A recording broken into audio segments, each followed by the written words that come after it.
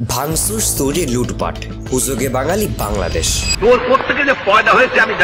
আচ্ছা, বাটা কিন্তু কোনো ইসরায়েলি কোম্পানি নয়। এর জন্ম শিখ প্রজাতন্ত্রে 1894 সালে। বর্তমান হেডকোয়ার্টার সুইজারল্যান্ডে। এর কোম্পানির মালিকানায় ইসরায়েলের বিন্দুমাত্র অংশও নেই। বাংলাদেশে বাটা শোরুম চালান লোকাল ব্যবসায়ীরা। আপনি যখন দোকান ভাঙচুর করলেন তখন প্রতিবাদটা গেল কোথায়? যদিও এক নতুন তথ্য মতে ভাঙচুরের মধ্যে আন্দোলনকারীরা ছিল না, ছিল এক দুষ্কৃতীরা। ওভারঅল ইসরায়েল ক্ষতিগ্রস্ত হলো না, বরং ক্ষতিগ্রস্ত হলো এক বাংলাদেশি পরিবার। অনেকেই কেএফসি, পিৎজা হাট, ম্যাকডোনাল্ডস নিয়েও এমন ভুল করছে, কারণ অনেকগুলোরই মালিকানা হচ্ছে বাংলাদেশের লোকাল ফ্র্যাঞ্চাইজি, যাদের অনেকেই আমাদের মতো সাধারণ মানুষ। আর সবচেয়ে বড় কথা হলো, আপনাদের প্রতিবাদ দেখে ইসরায়েল হাসছে।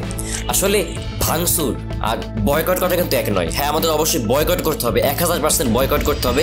তো এই বলে ভাঙচুর, লুটপাট, চুরি এগুলো তো না ভাই। অনেকে আবার সোশ্যাল মিডিয়ায় একটি বয়কটের ছবি শেয়ার করছেন যেগুলোর অনেক প্রোডাক্টই ইসরায়েলের না। যেমন অনেকে আবার সোশ্যাল মিডিয়ায় একটি মিম শেয়ার করছে যেখানে দেখা যাচ্ছে বাংলাদেশে যদি ফিলিস্তিনে যেত তাহলে ওই ভাঙা বিল্ডিংগুলোর হয়তো রড চুরি করে পালাতো। জ্ঞান ছাড়া আবেগ আর হুজুগে ওঠা প্রতিবাদ শুধু নিজের দেশকেই পোড়ায়। প্রতিবাদ হোক তথ্য দিয়ে, সচেতনতা দিয়ে।